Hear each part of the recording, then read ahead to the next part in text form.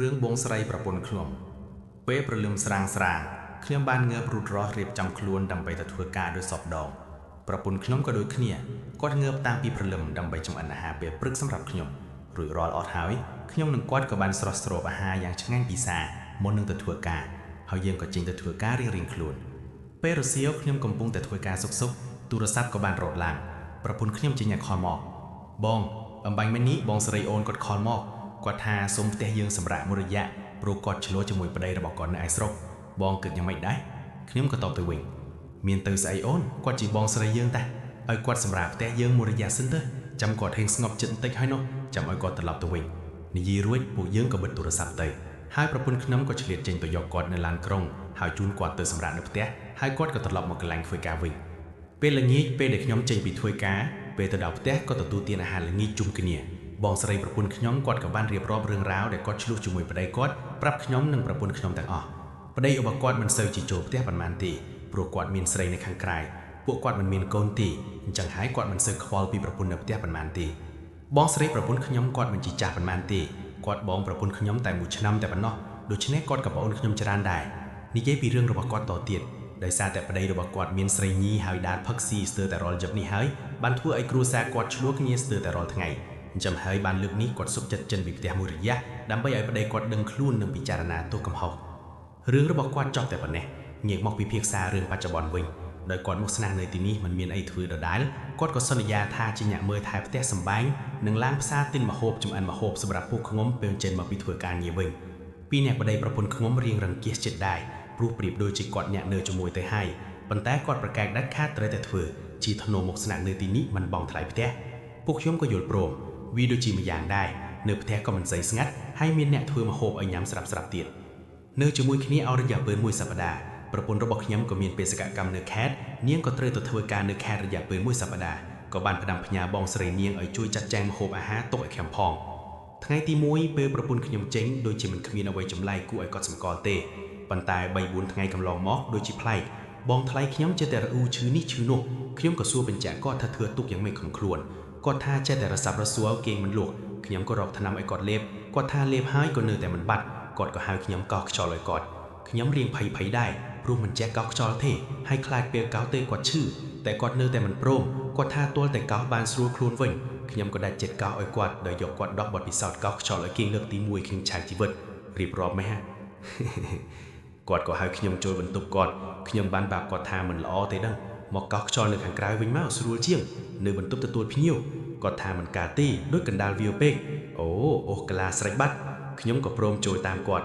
់ក៏ផ្លាស់ខោអាវនៅមុខខ្ញុំដោយស្លៀកសារ៉ុងវិញខ្ញុំអៀនក៏ងីមុខចេញគាត់ក៏សើចតិចហើយថាអៀនអីទេស្មេះបើបដាំងប្រពន្ធរៀងខ្លួនហើយនោះខ្ញុំក៏សើចហើយក៏តបទៅវិញថាបើខ្ញុំមើលមិនព្រិចភ្នែកបងប្រកាសជាថាខ្ញុំជាមនុស្សប្រុសខូចហើយចូលចាត់មើលតែស្រ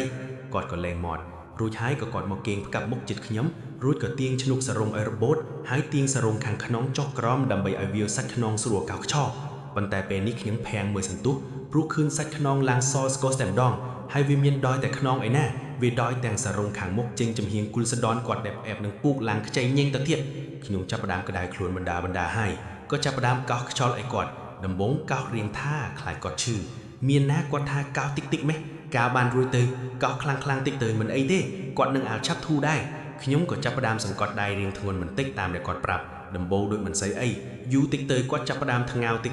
ទំនងបែបឈឺខ្លាំងខំទុកមិនក៏ដឹងប៉ុន្តែសំឡេងថ្ងោរបស់គាត់តិចនោះមិនមែនធ្វើឲ្យខ្ញុំភ័យខ្លាចគាត់ឈឺទេទៅជាធ្វើឲ្យខ្ញុំមានអារម្មណ៍ផ្សេងទៅវិញព្រោះឃើញគុលសដនគាត់នោះសខ្ចីភ្លេចក៏ខំមាត់សង្កាត់ចិត្តខំប្រឹងកោសបន្តទៀតទាំងអារម្មណ៍ក្តុកក្តួលកោសមួយរហូតទាល់តែកោសអស់ខាងខ្នងមកដល់វគ្គពិសេសហើយដល់ពេលកោសខាងមុខម្ដងគាត់ក៏ខ្ទប់សារ៉ុងប្រែផ្ងាមកខាងមុខម្ដងខ្ញុំចាប់ផ្ដើមញ័រដៃទៅត្រើតគាត់សួរថាញ័រដៃម្លេះខ្ញុំក៏ថាអត់អីទេមកពីមិនដែរកោសខ្យល់ឲ្យគេពីមុនគាត់សួរទៀតថាចុះប្រពន្ធក៏មិនដែរកោសឲ្យដែរចុះខ្ញុំថាអត់ទេគេឈឺមានតែលេបថ្នាំគេអត់កោសខ្យល់ទេគេថាឈឺណាស់គាត់ក៏សើចខ្ញុំក៏ចាប់ផ្ដើមកោសបន្ត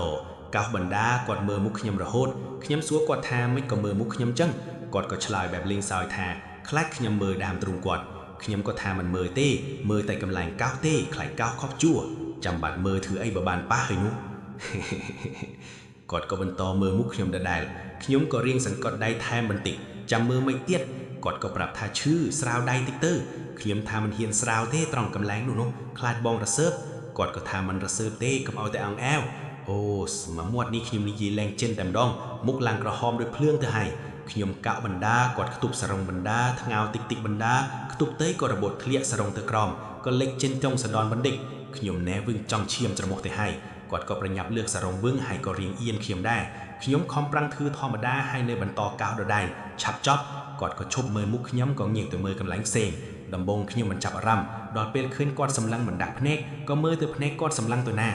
เมียนนาโลกเอ้ยกอดสำลังตัวอาโอนขยมมันดังวิคังตั้งปีเปลหน้า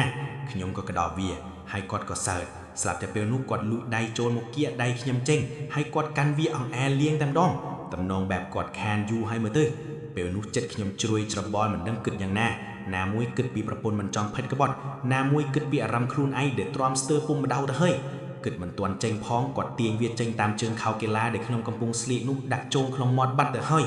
กึดตะเมินต้าในนาตรอมบ้านก็เมียนแต่บันดาวให้ตัวตามนึงจอกกอดหลีกปีเบียมยังไปมอดหอยได้มาค้างเตี้ยอังไอครูนปราณเข้มขยมเมียนแต่เนื้อเสียมสงอมตัวอารมณ์ได้เปรียบดูจากกำปุงได้เลือกผมปิงห่อฮาวปิงไว้ห้าได้ขยมก็จับดามกำรือยกเตอร์สเตียบอังไอครูนปราณดอต้นระเลียนระบบกวดให้ก็จับดามเตียงสรงเจนปีครูนระบบกวดเจนให้เอาเตอร์ทาบครูนปราณระบบกวดท้ารวยให้ก็โอฟจระมกตัวดอละเอาเนียระบบกวดสตีล60ประบุนขยมลีกบรรดากวดเบียมบรรดาขยมกันแต่เลื่อนกอดก็กันแต่เลื่อนตามขยมยืดกอดก็ยืดแต่ตามขยมได้สีจังหวะขยมละออนะ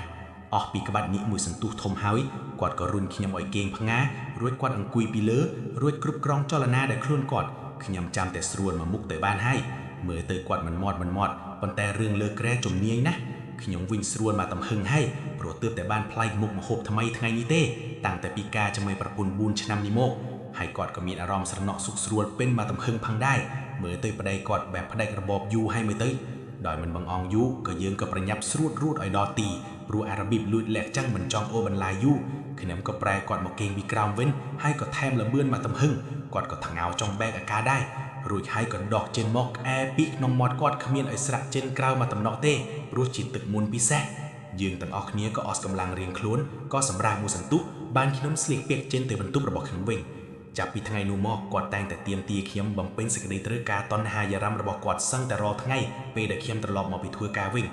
มวยอาทิตย์กำลองเตยประปนระบอกขยมก็ตลอดมาไปแคดวิ่งกับจูนประเดระบอกกอดก็ดังกำหอกมอกตามกอดมักโดนพนมปิงให้ก็สมตัวในรอตัวกำหอกอังวอไรกอดตลอดเตเตียวิ่งกอดก็ยุลโปรมตลอดเตเตียโปรมเตียงเปียมระนวมเนยกบัดปีแซแดกขยมบังเรียนยกตัวอนุวัตตุกสำรับยกจัดสวามัยระบอกกอดผ่องได้